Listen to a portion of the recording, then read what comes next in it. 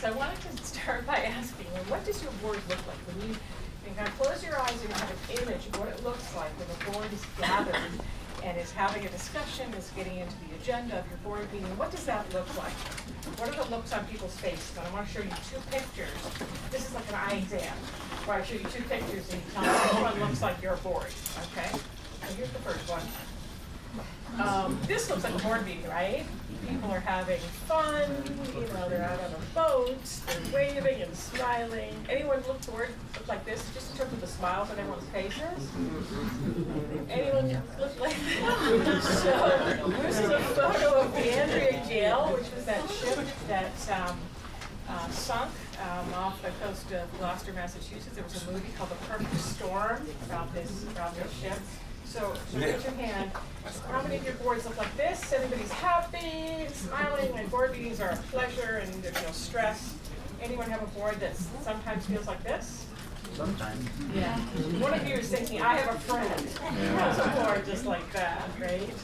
Anyways, those are my thinking. So let's go ahead and get started. I want to talk about what I'm calling 4 thorny governance risks. And I want to encourage you to chime in and share some others.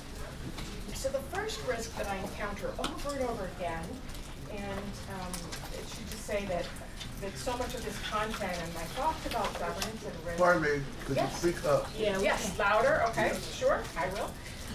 So much of what I think about governance and how I teach the subject is based on my own experience as a board member, right? So as a board member, I serve on 3 national nonprofit boards. Currently, I've served on other boards in the past. Also, my experience as an executive director, been an executive director for the last 23 years, and also as somebody who serves as a management consultant to other boards. So I spend a lot of time interviewing and talking to people who serve on boards about some of the challenges they face. So that's where all that this advice comes from, right? It's from those 3 sets of experiences. And I guess the 4th set of experiences is what I learn from people that I meet when I attend conferences. So you're the 4th set of the information source, if you will, for the content of this presentation. So the first risk is ineffective division of labor. And this is where we're not quite sure who's responsible for what. We're going to have to add a mic. All right. You need one. That's okay. Just like that. Perfect. All right. Thank you so much. Where there's we're not clear who's on first, right? Who's responsible for what? Whose job is it, right? So some of the consequences I've listed: resentment. Has anyone felt that? You're on a board where you feel like you're doing too much, someone's not doing enough, right? There isn't a good division of labor. This happens in families too. It's not just on nonprofit boards. What about burnout? Has anyone ever felt burnt out being on a board where there's just too much, you're exhausted? And what about, let me ask you if you've had this situation on your current board or a former board, if someone who leaves because there was nothing for them to do, or they felt like there really wasn't enough for them to do, right? How many of you, your boards do exit interviews when somebody leaves the board? Is anyone doing exit interviews? No, okay, so this is an incredibly important to-do item. If you're not already doing exit interviews, make a commitment to do them. Sometimes it's the governance committee or the board development committee or the nominating committee that kind of coordinates those exit interviews. If you send me an email, I'll send you a list of exit interview questions. But I just want to share a few thoughts on what they might include. One terrific question is, what did you like most about serving on the board? What did you like most about serving on the board? What did you least enjoy about serving on the board, right? And then another great question that relates to this first point is, were your talents used appropriately while you were on this board? And it's sad to hear as somebody's leaving a board that their talents weren't used, but it gives you information you can use to help the next group of board members coming in be more effective and really use their talents. So we're going to talk in a few minutes about one of the ways you can find out about the talents and skills and resources that board members can bring to the table that we don't always know exist when we first come together as a board. So some of the tips and tools. The first is, I'm a huge believer in using committee charters. A committee charter is just a term for a one-page document, really it doesn't need to be any longer than that, that says, what's the purpose of the committee? How are the members appointed to that committee? How long do they serve? And what is their responsibility? What's the scope of their responsibility?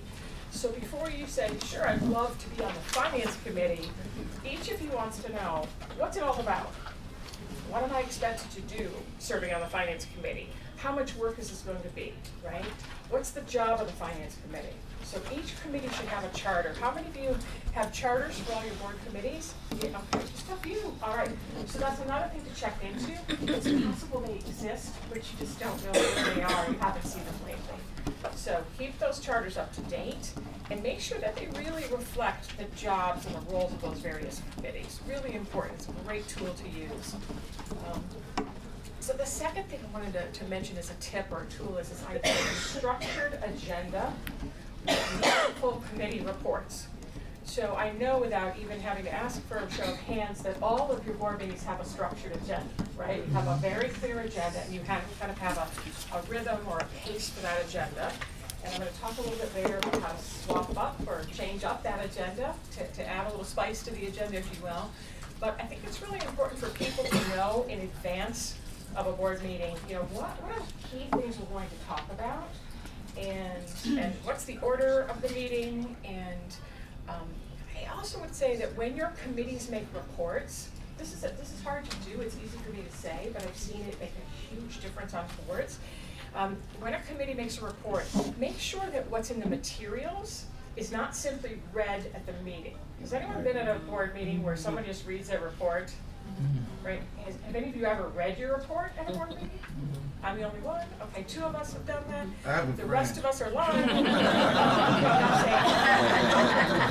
Sometimes you say things just slip out and you didn't mean to say it, right? But no, it's true. I've been to hundreds, maybe thousands of board meetings. And at most of them, somebody has just said, okay, I want to just go over my report. And as you can see in paragraph 1, my report says this. In paragraph 2, right? Some of you are going, yeah, I've been at that meeting. But what I'm saying is, let's try something different. Send something out in advance as the committee's report, and then come to the board meeting ready to talk about the report, right? To say, look, as you read, these are the things that have happened in the last 6 months. I want to have a discussion amongst the full board about the most significant challenge we face related to that thing that's just happened over 6 months, that thing we've been tracking. Does that make sense? Mm-hmm. So the discussion at the meeting is not just a reading of the report. What happens when people realize that at the board meeting, they're simply just going to go over all the reports that we got in advance? Tune them out. There's no need to come to the meeting, first of all, so there's that issue. The second is there's no need to read anything in advance because someone's going to read it to you at the meeting. So I think it takes a lot of discipline to decide. We're not going to do that anymore. So I would encourage you to make that switch. All right. Undisclosed conflicts of interest, all right? So I wanted to share this definition of a conflict of interest. I'll let you all read that. I'm sorry, the front row, it's hard to see, so I'm going to read it for you. A conflict of interest arises when individuals or organizations enter into a set of arrangements which under usual circumstances would lead to the reasonable presumption, so people might think, that they will be tempted to put aside their primary interests in favor of a secondary set of interests, all right? So conflict of interest. Why do you think people don't disclose conflicts of interest? Because all nonprofits have some sort of conflict of interest policy that says we're supposed to disclose them. Why is it that people don't disclose them? What do you guys think? It costs them money. It costs money. They really want to be on that board. Yeah, They really want to be on the board. They really want to be on the board. All right, interesting. They really want to be on the board. Any other reasons why people don't disclose conflicts of interest? They don't realize it. They don't realize it, yeah. So in my experience, I think that all the reasons you've cited, but also the fact that you hear conflict of interest, and it sounds bad, right? And none of us are bad people. None of us have bad intentions. And so we can't possibly have a conflict of interest because that sounds like bad people, right? Conflict of interest. So it's a huge problem because actually many of us do have a conflict of interest, right? We have a conflict of interest if we receive services from the organization. We have a conflict of interest if we have kind of a deep connection to the mission of the organization in many cases. So I'll give you an example. Some of the boards that I work with are the boards for the Olympic teams, so the various sports that are part of the U.S. Olympic Committee. And their boards are generally made up of people who are coaches. They also have athletes. Every one of the Olympic teams, so USA Swimming and USA Diving and USA Badminton and table tennis, they all have athletes, Olympic athletes on their boards. And yet these boards are making decisions and having conversations and discussions that impact how the situation that the athletes find themselves in, how much funding is going to be provided to support these Olympic athletes and competitors. The decisions of an Olympic board may also have an effect on the coaches, right? So everyone pretty much on the board has a conflict of interest. There's usually a couple folks who don't, but most of them do. And it's been a huge sea change in that movement to recognize that conflicts are not always bad. Sometimes you do have a conflict that's, you have a situation, some circumstances in conflict with the interests of the organization. So there's kind of nuances to conflicts of interest. I wanted to point out these two that I think are really interesting. The first is the idea that heavy-handed oversight, right? Heavy-handed oversight is a problem. Is also a form of conflict of interest. Some of you are thinking, oh, that sounds strange. How can that be? How could being too interested, too involved, too active be a conflict of interest? Well, it's a conflict of interest because you can't be doing the work and overseeing the work, right? So it would be like you hire someone to be your accountant, and then you say, hey, by the way, could you also do our audit, right? You would not hire the same person or the same firm to be your accountant and also be your auditor. That's a conflict of interest. So when you as a board member are too heavy-handed, too involved in the day-to-day operations of an agency, you have a conflict of interest. You cannot be someone who steps back and asks those really terrific oversight questions. So the other nuance that I thought was kind of interesting I wanted to share with you that's also a conflict of interest is when you're hands-off, right? Have you ever served on a board where one or more members just don't come to meetings, they don't ask questions, they really don't seem to care too much about what's going on in the organization? So that's conflict of interest too, right? That's a form of conflict of interest because they are legally responsible for the health of the organization. They serve on the governing board, but they're not showing up, right? They're not participating. And so they basically are unable to discharge their legal responsibilities. And they have a conflict of interest. There's just two different ways. When you hear conflict of interest, you don't often hear about these two. So I wanted to share those with you. All right, so in terms of tips and tools for managing conflicts, yes, sir? I just wanted to make sure everybody had a sign sheet here. Oh, excellent. Thank you. There's a sign-in sheet, so it's going to go around. Thank you very much. Probably have to write on the back of that sign-in sheet since we have a full house. So my first tip that I want to share is that you need to consistently encourage members of the board to disclose conflicts of interest. And I think ideally, we probably all do it once a year. We all sign forms once a year, right? Yeah. And have you ever been at a board meeting where those forms are handed out and everybody just signs and we're done? No. Not the best, right? Because you're not really giving people time to reflect on, do I have a conflict of interest? You want to make sure those forms are asking great questions about the circumstances under which a conflict of interest can arise. But the second thing is you should really have a conversation about conflicts of interest at almost every board meeting, right? So at the beginning of the meeting, there should be someone who says, hey, just want to check, does anyone have a conflict of interest that they want to disclose about the topics on today's agenda, right? And at first, no one's going to say anything.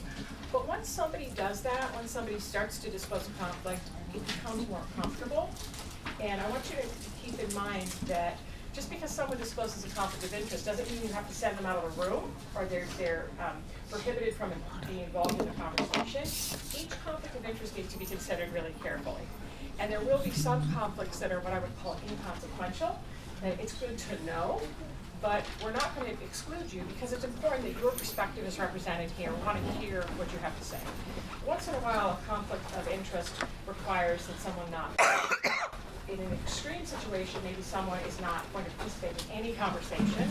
So, for example, if your agency were going to buy something from a business that's owned or partially owned by a board member, or a board member's family owns the business, they really shouldn't be in the room because you want to talk about what are the competitors offering? Are we really getting a fair price?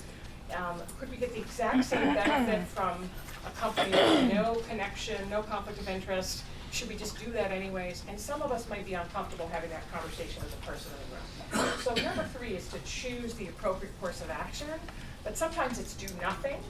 Sometimes it's just recognize it and add it to the minutes of the meeting to acknowledge that someone did disclose a conflict. Sometimes it's, let's have the person stay and participate in the conversation, but not be involved in taking a vote. And then sometimes, you know, we can't even have you in the room for the conversation because this conflict is so significant. But I think it's really important to have that as a very comfortable conversation.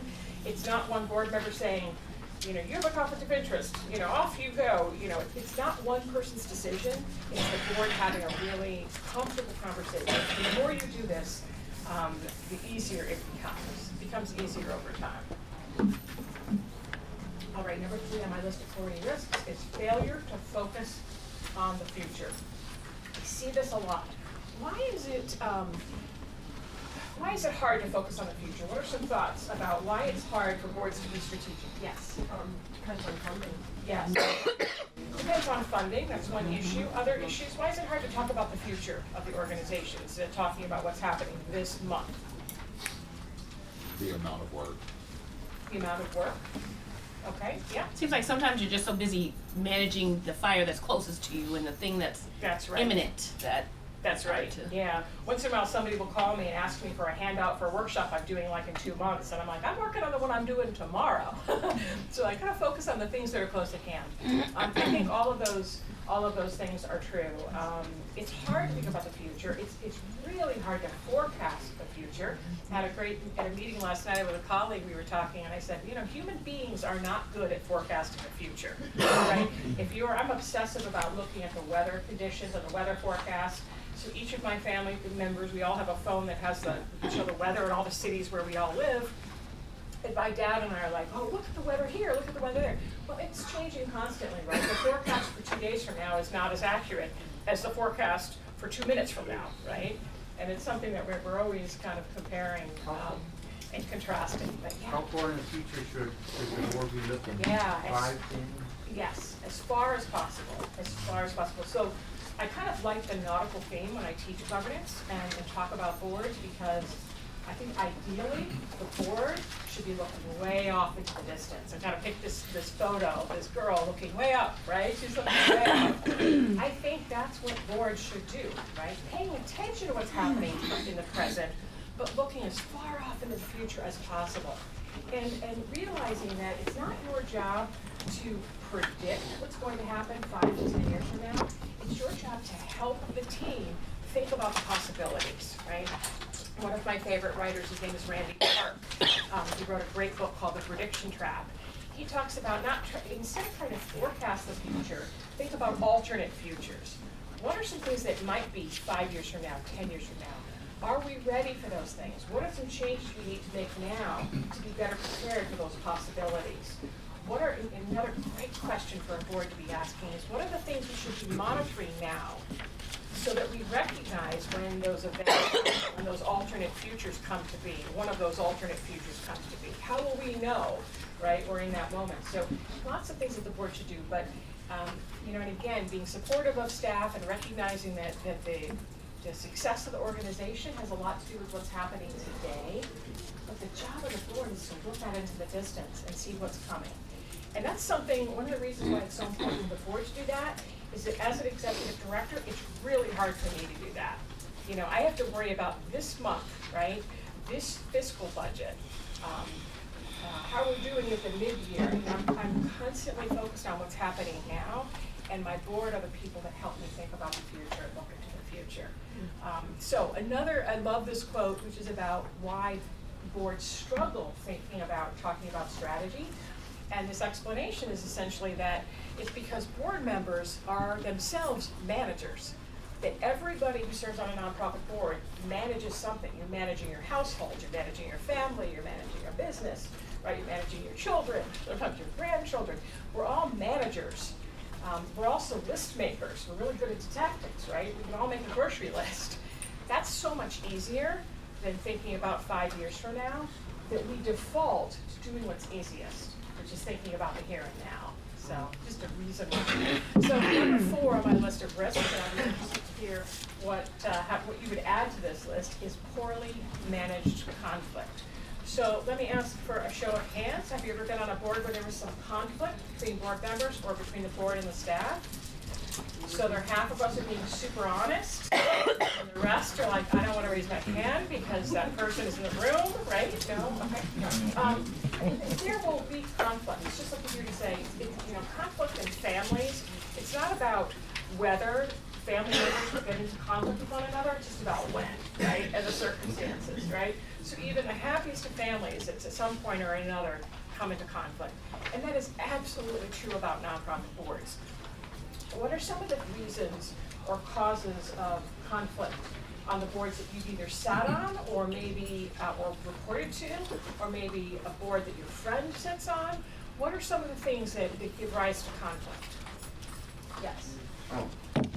So that you had in our previously aligned board was that it's the board to understand that you're not the union for the employees of the agency. Got it. When your historic director, when your CEO makes a recommendation for termination, et cetera, and all That's right. paperwork is lined up, Yes. and they just need your vote, you need to support your management and not get down into the weeds Yes. as long as policy was followed. Yes. Right, absolutely. Yes. All right, so this is the comment is you're not the union, the That's right. staff, right? That's right. Yep. Really hard, and actually I've experienced this conflict. I serve on a board where the CEO announced that he was making some staffing changes and somebody was leaving. And as much as I understand that philosophically, and as an attorney and as somebody who's written about employment practices and who teaches governance, I totally understand it's not my job to intervene. I did just ask, could I just talk to you about this for a second, just to help me understand this? And he was so terrific. I mean, he never said, what do you think I should do? Are you telling me to do something different? He just gave me an audience, and I was just able to ask a few questions, and I said, you know what? I support you 100%. It just helps that I better understand the thinking. Because in this case, it was an employee who was so well loved and respected, and seemed to the rest of the board to be just a high performer. But his approach didn't fit with the CEO's vision for the agency. So he was no longer a good fit. But it was hard. So yeah, that's a good example, great example. Other forms of conflict that arise on community action boards? Yeah? One or two people wanna, ask all the questions, move over and hold. I've seen that, okay. So that, I call that sometimes when a couple people wanna consume all the oxygen in the room. So one of the reasons it helps to kind of understand how why that is. Are those folks just greedy or arrogant or egomaniacs? Not always. I read a really interesting book years ago. It's called Quiet, and it's about introverts. And I had no knowledge or understanding really of introverts versus extroverts.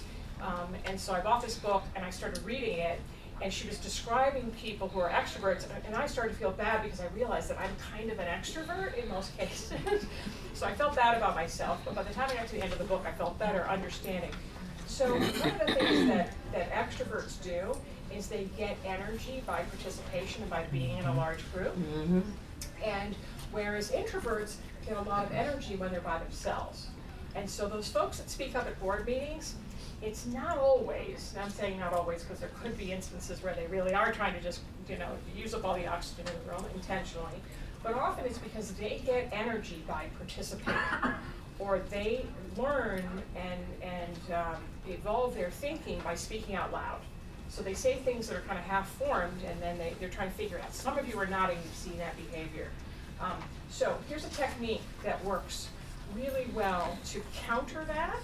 And it's, and I hope for those of you who are board chairs or committee chairs or folks who speak at board meetings, use this technique. It works so well. So you're talking about a really difficult issue, or you're about to make a decision or pass make a motion or vote on something. Say, let's hear from everybody. Let's go around the table. And you just go around the table and hear from everybody. Call on each person your thoughts on the subject. Do you have anything to add, or do you have a different perspective? Go around the table, and during the course of a board meeting, you should do it sometimes clockwise, sometimes counterclockwise, sometimes start in the middle. This technique is the best thing I've ever seen used to bring out those introverts, because some of us don't want to speak unless we're called on.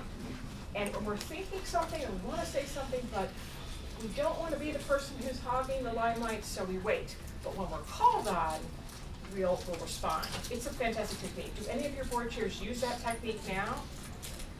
You gotta start using this technique. It works so well. And I was really inspired to start using this on every board that I sit on. So the boards, I'm not the board chair, but I tell my board chair, really ought to use this technique, see how it goes. Many years ago, I was on the board of an incredible organization, and our chair used this technique. And the newest member of the board was very young, so she was in her mid to late 20s. And one time we were going around the table to talk about, we were voting on a really important issue, like where are we going as an organization? And everybody was like, we should go in direction, we had 3 options that were presented to us. And pretty much everyone was like, option 1, option 1, option 1. We get to the very end, and the youngest member of the board said, with all respect, she said, I understand option 1 looks good, I think we should do option 3. And everybody went, whoa. And we stopped, and we spent a lot of time talking about option number 3. And you know what, we ended up voting on option 1 with some changes, but we spent another 30 minutes talking about all 3 options because this one young woman had the courage to say, how about option 3? But I can almost guarantee that she would not have spoken up had we not gone around the table. And it was just one of those cool governance moments. I love it. Remember it for as long as I live, that moment. And it just teaches you that you should bring out different perspectives. Does someone else have another reason for conflict? Yes, sir.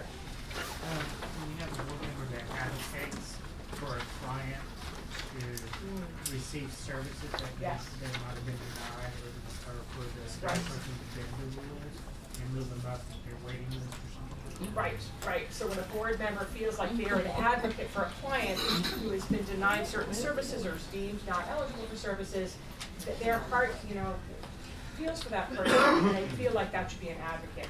So this kind of goes back to, again, what is your role as a board member, and being absolutely clear what does a board member do and what a board member is not expected to do. So that's a good opportunity. That's a learning moment for the whole board to revisit what does it mean to be a board member, and how is it that doing that, being an advocate for one client, it's a conflict of interest, right? It's a conflict of interest. Yes, ma'am, in the back, you have an example. A board committee member is offended when their proposal is questioned. Their proposal is questioned. Yes, a proposal Okay. comes from the full board, and they're so vested in that proposal. Got They're it. offended when people ask questions about it. Got it. So you know what I would say to that, and I've seen that happen on boards I sit on, where someone is just so invested in what the work that they've done, and you ask me to do this work, and now you're questioning whether it's a good idea. But I think that the solution to that issue is to remind the board over and over again that this is a team sport. We're not competing against one another. Governance is a team sport. And we're in this together. And in fact, no one person has the solutions to our greatest challenges. We all essentially have them when we put our minds together and our heads together and our thoughts together, we can come up with the best possible solution. It's like 12 heads are better than one. And I think that's one of those themes that's on my list of themes. In a few minutes, we'll get to that. But that's absolutely a way to address that issue. And it's really important to address it right there and then when it happens, right? The worst thing you can do is later on, weeks later, you send out a memo saying, by the way, just because you worked on something for a long time, you have to be open to other people's ideas. Because that person won't get it, right? They won't understand that message was directed to them. Yes, sir. I had a question, on the board that I'm at, there's different locations, different towns that are being serviced. Yes. And I'm from a smaller community. Yes. Am I wrong for saying that, hey, I need more services, like, to the board members, or during the meeting, I need more services in this small town over here? Okay. So I I'm would. kinda advocating for that town, Right. but if I don't, that town won't receive. Right. Okay. So great question. I'm just going to repeat it so everybody can hear it. The question is, am I wrong if I come to the board meeting and I advocate for more services being delivered to a small town in this larger community that really isn't getting a lot of services, and it really needs services? I feel that I want to advocate for the needs of that community. Maybe it's because that's where I'm from, or I have people that I love who live there. So the answer is, I don't know if I'd say you are wrong, but there's a better way to approach it. Your job is to bring issues to the table and raise awareness about the needs of the greater community. And so you should raise those issues, but you really shouldn't be an advocate for services being diverted from here to there, okay? But to say, there are members of our community, or there's a section of this wider community that we serve, and some of you have very large service areas, that the needs are far greater than what we're delivering. And so I'd love to talk about the allocation of resources to better meet our community's needs. So you should kind of raise it in that way versus kind of digging in and saying this community needs more services and I'm gonna keep bringing it up at every meeting until it's done, all right? That's not your job. Your job is to help educate and inform the entire board about the needs as you see them and understand them, okay? So I know that's hard to do, but that's really the better approach. Yes, sir? I think it's important to understand that board members are leaders, not managers, but leaders. And that distinction also comes to the point that they are part of a strategic conversation. And I think what he's raising is a strategic issue. And the question would go like this. Does the pattern of our service delivery follow the data that supports needs? Right. And I think that because all boards of directors every 3 years have to approve a community needs assessment as a community action agency, that's an appropriate question and an appropriate leadway to address this issue. Awesome. Fantastic. Couldn't have said it any better. Fantastic. Great. Yes, ma'am. Unclear policies. Okay, There great. are, yeah. So what do you think some of the reasons are that we have unclear policies? Because I think we all But suffer. there's a lot of them. There's a lot of them. Okay, it's too many. And some of them are not always written clearly enough so that everyone Yes. understands what the parameters are. Yes, yeah, so I'm gonna take responsibility for the second reason. On too many policies, voluminous policies, sometimes written by lawyers. So who are the other lawyers in the room totally guilty of this or feel this? Okay, so aren't we, would you say that some of our colleagues, not the three of us, but some of our colleagues maybe write things in very convoluted ways, thinking that legalese or these long words, make it legal or enforceable? I would encourage you, make sure all of your policies are written in a way that everybody can understand them. And from time to time, revisit and review your policies and just ask that question, are these policies that everyone can understand?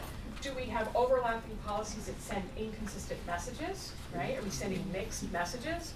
I love it when an organization will say, here's my stack of policies, what do you think? And I think the fear is always, well, here comes Melanie, she's a lawyer, she's gonna make them twice as long, and she's gonna add lots of, words that people don't understand. And my joy is doing just the opposite, shortening them up and saying, instead of 25 pages of policies, here's 15. And oh, by the way, I've deleted all that legal mumbo jumbo that really isn't necessary. And so I love, love, love doing that. But that's something that all organizations should be doing from time to time, is taking a look at policies. And in particular, one has risen to the top because people don't understand what it means and it causes conflict. I'm talking about conflict. So I've just listed on the side some of the downside risks of conflict, wear and tear on morale. You sometimes lose great people because they just don't want to be part of something that's so contentious. I quit a board many, many years ago, the very first board I ever served on. I ended up dropping off because the meetings were at night, and it was always, the meeting started at 7. The board chair refused to tell us when the meeting was gonna end. And I had a daughter who had to get to school the next day, and I quit too. to my job, I'd say, can we just put 7 to 9, 7 to 2? She said, no, we're gonna go as long as it takes. No. So at 6 o'clock before these board meetings every month, I'd go home, and I'd sit there at my kitchen table and be like, do I want to go to this meeting? Should I just have a glass of wine and call it a day? I'd have so much stress. And finally I realized the fact that I was spending all that time and energy thinking about whether to even show up was a sign I needed to get off this board. It was not good. It was not good. So you lose great people, right? You lose great people when you have unmanaged conflict. So anyways, I've listed some of the things. Hesitancy, for those of you who can't see the slide, I apologize. Hesitancy to service critical issues, right? When there's conflict, I don't want to speak up because if I do speak up, there could be a huge argument and I don't want to be part of that, right? Untimely departures, premature departure of the CEO, that happens from time to time. Common causes of conflict. I never ever use pet photos in my presentations, but when I was looking for a photo that had to do with sad or conflict, it's hard to find a picture of a puppy that has a sad look. Yes, ma'am. I wanted to ask a question about the premature departure of a Yes. CEO. So in the event of the premature departure of a CEO, who is responsible for the agency at that point? Okay, so you're asking a question that if the CEO leaves and without notice or with very little notice, right? Who's legally responsible for the agency? Well, the board has ultimate legal responsibility for the health and welfare of the organization. And so it's really the board's responsibility to decide what's our next step. Now, I've taught succession planning at this conference previously. If you need materials on succession planning, send me an email, I'll send them to you. I'll send you links to some courses, some webinars that you can watch as well. But you really ought to have a CEO succession plan that talks about what the board will do. A huge misconception, though, is that you have to have a successor named. You don't have to have a successor named. What you need to have is a plan. So in the first 24 hours after finding out that our CEO is leaving, she won the lottery, right? This is what we're going to do. In the first week, this is what we're going to do. And I would just encourage you, make sure you keep the board informed and up to date throughout the process. It's a huge mistake to have a small committee responsible for managing succession and the rest of the board are kept in the dark. That can be very dangerous. Yes, sir. I think you need to have that for your board too. Absolutely, succession plan, yes. Yeah, because So we didn't there's- have one and it became evident that we needed to sit down and make one. Yeah, fantastic. So that's just you're ramping it up here. CEO succession plan, really, really important. What will the board do? If you want to see a sample plan, I always share the plan for my agency. I take out a couple pieces of confidential information. The rest of it is all yours, just so you can see what a succession plan looks like for a CEO. Happy to share that. But you also need one for your board as well, for those key board positions. Sometimes board members leave because something wonderful has happened or something not so wonderful has happened. And then for many community action agencies, you're large enough to have kind of succession strategies and plans for your senior positions as well. So I've had a chance to work with a couple of agencies on some succession strategies for those senior positions.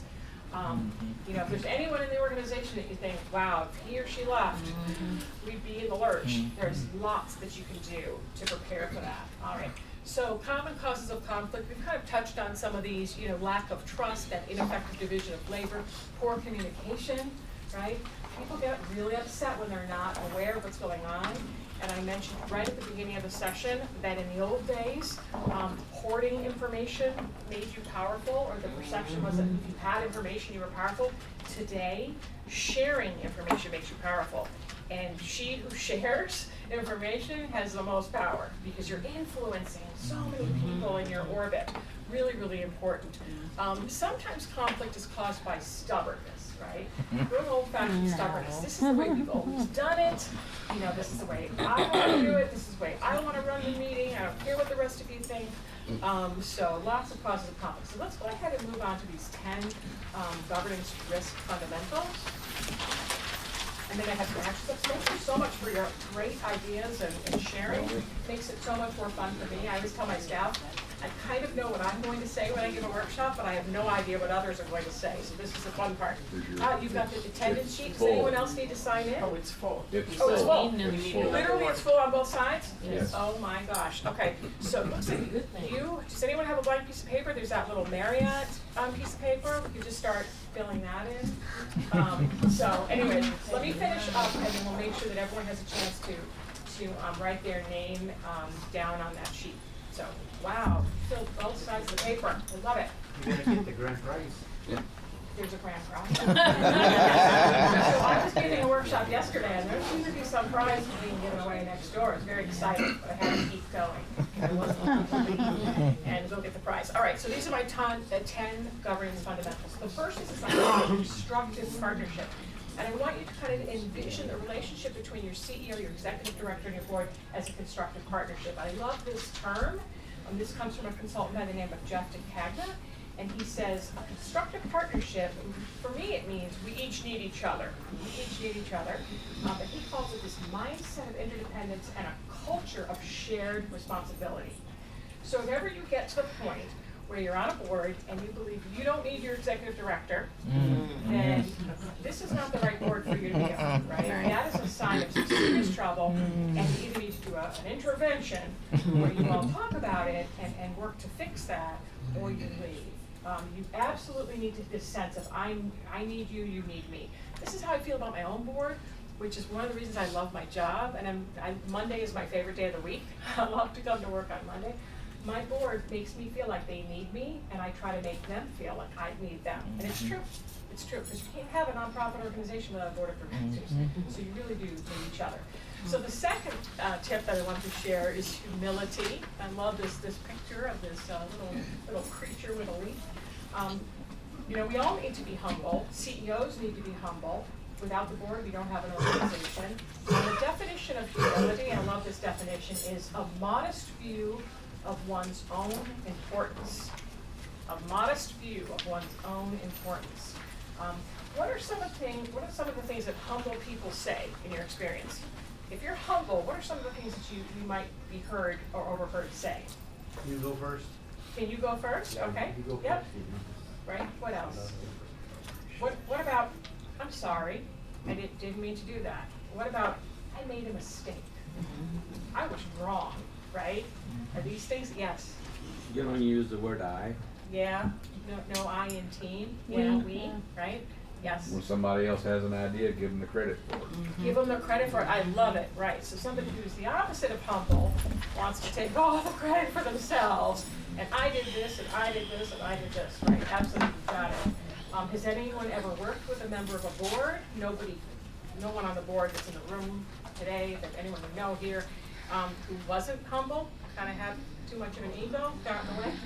Humility is really important, and I think when we do board training, we often don't talk about things like this, kind of those softer issues, but for me, they're just equally important. All right, so number 3, I mentioned this earlier, leadership, and I love how you talked about board members are leaders, sir. Leadership is a team sport. This is not an individual sport where we're competing against each other, and I think that we have to remind ourselves over and over again that this is a team sport, and just people understand sports, you know, at some level, and I think using that terminology can be helpful sometimes when you get into conflict and face some difficulties. So the words that come to mind when I think about cooperation are compromise, right? This means you're not going to win just because you worked really hard to bring this issue to bear and to bring it to the board meeting for discussion. You're not always going to win, and it's not about you winning. It's about the organization being successful.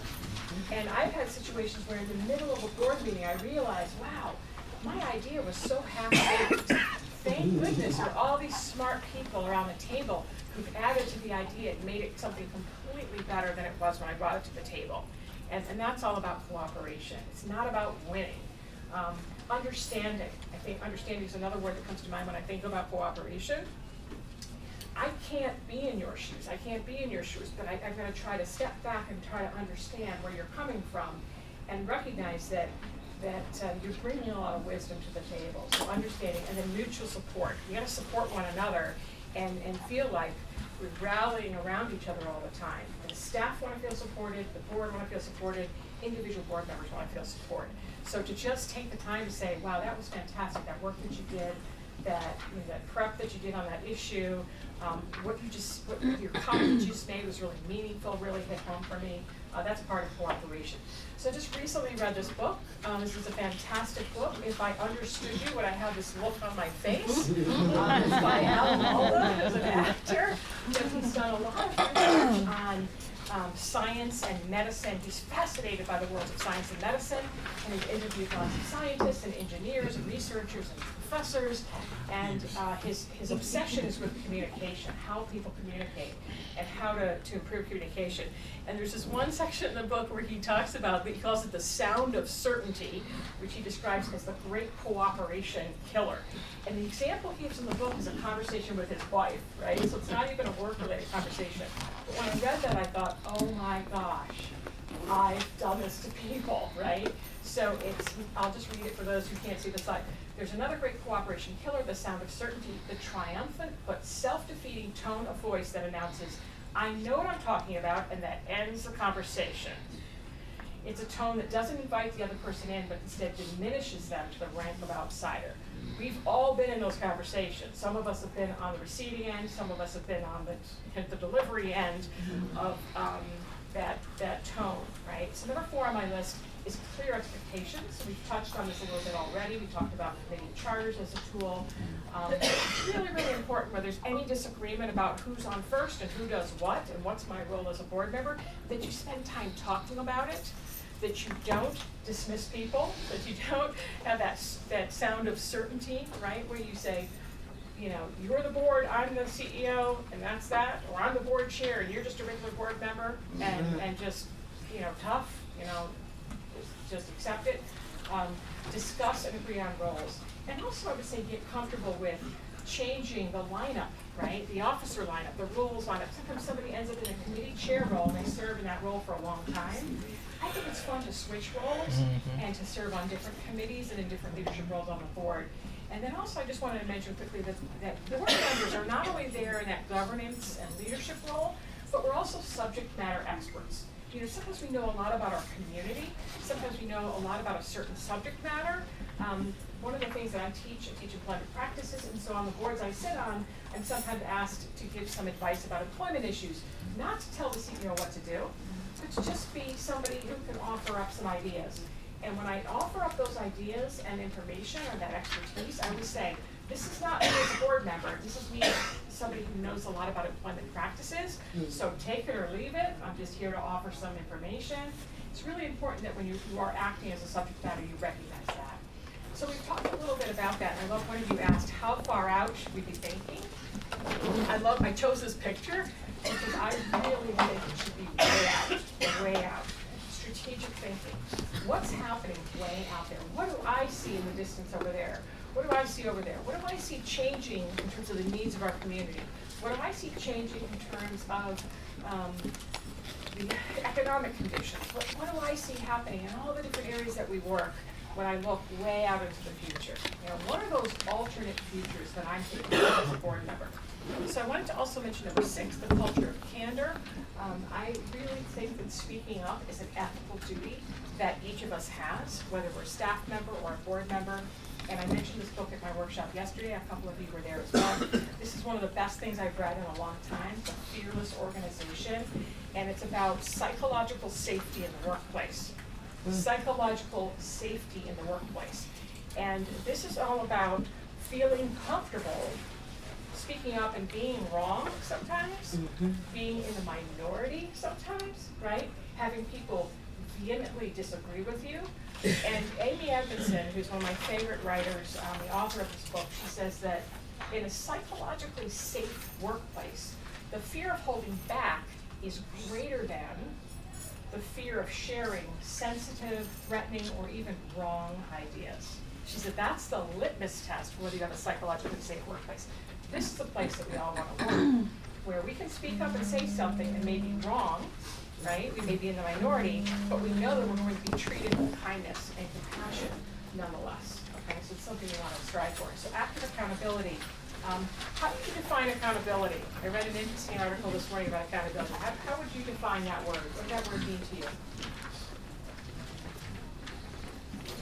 Are you present at all the board meetings? Okay, are you present? Are you showing up, right? So you're getting to my favorite definition of accountability, which is doing the things you said you were going to do. That's it. That's the best definition of accountability in my book. Doing what you said you were going to do. So if you sign up to be on a board and it meets 11 times a year, you're signing up to go to 11 meetings. Now maybe you can't make every one, but you're signing up to go to most of them, right? And you give lots of advance notice if you can. When people are not accountable, when people don't do the things they said they were going to do, we have the same consequences that we have when we have that unmanaged conflict, right? That long list of things that can happen. So what's really hard though is to hold members of a board accountable. Who's the one person who should not be holding the board accountable? The CEO. You got it. And sometimes we're asked to do that, but it's wrong. We cannot call a board member and say, you know, you shouldn't have done that. You're not doing your job. You are my boss. Okay? You're my boss. I report to you. So board members have to hold each other accountable. Really, really important. I think that sometimes staff can offer gentle reminders. So one of the boards I'm on, I get a gentle reminder saying, hey, your board donation is due. Just wanted to let you know. They're not holding me accountable. They're just reminding me. So I really appreciate that from staff. But if I don't send in that donation, the person who calls me should be another member of the board. So those tough conversations are typically the board chair who reaches out and speaks to individual members of the board to let them know you're not living up to what you said you were gonna do, you're not doing what you said you were gonna do. Or sometimes the board chair is the good cop, and you have somebody else who's the bad cop, like the governance chair, the nominating committee chair. So you guys get to decide those roles, but it's really important that as board members are holding one another accountable. So number 8 is transparency. I'm a huge believer. Be transparent with the people that you're recruiting to be on the board. Don't wait until they get to the board to tell them what it really means to be on the board. Be as transparent as possible early on. They're going to have a much better experience. None of us wants to be recruited to be on a nonprofit board and then find out, oh my gosh, this is so much more work than I thought it was going to be. Or, oh my gosh, this is a group where there's a lot of distrust, right? Or it's contentious. I thought you said it was going to be fun, right? So be transparent about the challenges and so forth in that recruiting process, and resolve to learn from one another. So number 9 is patience. I think that sometimes we're in such a rush to get through things. We rush through difficult conversations. We need to take some time to pause. My daughter tells me she's 21 years old, but she's like one of the wisest people I know. She's very self-aware. And a couple of years ago, some of you have children or grandchildren like this. She said to me, Mom, the root of all of your problems is impatience. As a mother, I wanted to say, part of me wanted to say, how dare you? And then I said, no, I'm just going to listen to that, let that sink in. And you know what? You hate it when your kids are right. She was so right. And once I started to focus on impatience and work on that, so many other things started to improve. I do think changing it up, having people do the same job over and over again, the same role on the board, makes it boring. And I think most of us want to learn. There's been some really interesting research about differences between generations of leaders and employees. And the one thing that crosses all generations, it's something we all have in common, no matter what age we are, is the desire to learn. That's the one thing we all have in common. It's so cool. All right, number 10. It's going to sound a little weird to some of you, ambiguity and uncertainty. So I teach risk management. I love surprises. I like uncertainty. I think the best board meetings are meetings where we don't know exactly what's going to happen from minute to minute, where there's some uncertainty. What do people want to talk about? What are the answers to these tough questions we're trying to grapple with? And so the way to achieve this, in my experience, is to start every board meeting with some interesting generative questions, right? Some tough questions. So get the juices flowing, get your mind kind of in the game for the board meeting by talking about really hard things. I want to give you some examples. What's the biggest challenge we're facing today? What are some of the most difficult challenges we're likely to face in the next 5 years, right? Hard questions. What's our greatest strength? What's our greatest weakness? And then my favorite generative question is, what have we been dead wrong about, right? So interesting questions to start the meeting, so I encourage you to do that. All right, so 4 action steps, just in the few minutes we have remaining. I'm all about kind of we're in this together, being the theme song of the board and the CEO relationship, that partnership. That you should be acknowledging your dependence on your executive director. He or she should be acknowledging his or her dependence on you. That should be something that comes up from time to time, and it really is part of the culture of your board. Absolutely important. Number 2 is replay and remix. And go back and look at those job descriptions for the board. Make sure you have a good division of labor, that you're mixing things up. And recognize that if that really dated committee charters, job descriptions, the chance that your agency hasn't changed in years is almost close to 0, right? All of your agencies are evolving and changing, and so those roles and responsibilities in that division of labor should change as well, right? So keep it moving. And don't ever treat any of those governance documents that you rely on, whether it's the bylaws, any of those policy documents, they're not historical artifacts, okay? They're documents and resources and policies that should be used to make the organization better. So here's my attempt to the board agenda. Flip the board agenda. So many of your board agendas start with the minutes and then the committee reports. And then at the very end of the night, when everyone's exhausted, new business, right? Exciting challenges, opportunities. No. Flip that completely around. You do not need to have a board agenda that follows that script. What you should do is start the board meeting, first of all, with that generative discussion, right? One of those great questions. But start with talking about those things that are the hardest to talk about, those uncertainties, right? The strategic direction of the agency, the biggest challenges. That's when everybody is fresh, and that's when you should be having that conversation. Do the minutes at the end. If any of you decide to flip the agenda, feeling brave about doing that, let me know. I want to know how it goes. The boards that I serve on that have done this, it's just an amazing thing. People come for the beginning of the meeting because I want to make sure they're there for that really interesting conversation. And it's a huge change. So this one, collection of things I wanted to list here. Do things, look for ways to build trust and fellowship. Because we're all in this together, right? And so I used to hate icebreakers. Icebreakers are a fantastic way to start every board meeting. And there's so many different ones that you can use. One that I love is going around the table and asking, what's your favorite movie of all time, right? Or what's the best book you've ever read? It's a way to get to know people. And when you get to know people and you find some commonalities, you build trust. So really, really important. And empathy is the ability to understand and share the feelings of another. And it's essential to connecting with other human beings. So if you're not feeling empathy towards your fellow board meetings, they will never trust you, you will never trust them. And you build empathy by getting to know them, right? Trying to put yourself in their shoes. And then I'm a huge fan of learning. So many opportunities to learn together. I think the best boards have what's called a learning mindset, where you're always trying to learn. And I encourage you to make sure that your agenda includes those moments where you can learn together, but that you're also sending out materials in advance of board meetings where people can learn as well. So great, interesting pre-reads. I've just listed a few topics for board education segments. Several times a year, you should have an hour set aside on your board agenda to just learn together. Learn about something you're interested in. So really, really important. Any final questions? If you want, yes. I have a question on the 10 steps to change it up. I like the idea of changing up the agenda. But normally, I'm relatively new to the board. The board meetings are really, or the agenda is sent out by the executive assistant a few days before. So how would you suggest that change that up? Would that be in a board meeting? Do we have to go speak to CEO? Yeah, so I would suggest at the next board meeting, say, hey, I heard this speaker, and she was talking about changing up board meetings, and then it's okay to change the agenda, so that we have really hard strategic issues at the top of the agenda, and those routine items at the end. And I just wanted to raise that as a possibility. I don't know how does that sound to everybody? And see if you can introduce that concept. And if you want me to send you a sample agenda like that, I'd be happy to. Something else I've done with some groups I work with is I create that agenda, but I also put some questions on the agenda. These are the things we want you to be thinking about in the days leading up to the board meeting. Actually share the questions you want people to be reflecting on and pondering before the board meeting. It's a great way to help people get ready to come to a board meeting to talk, ready to talk and have a conversation and engage.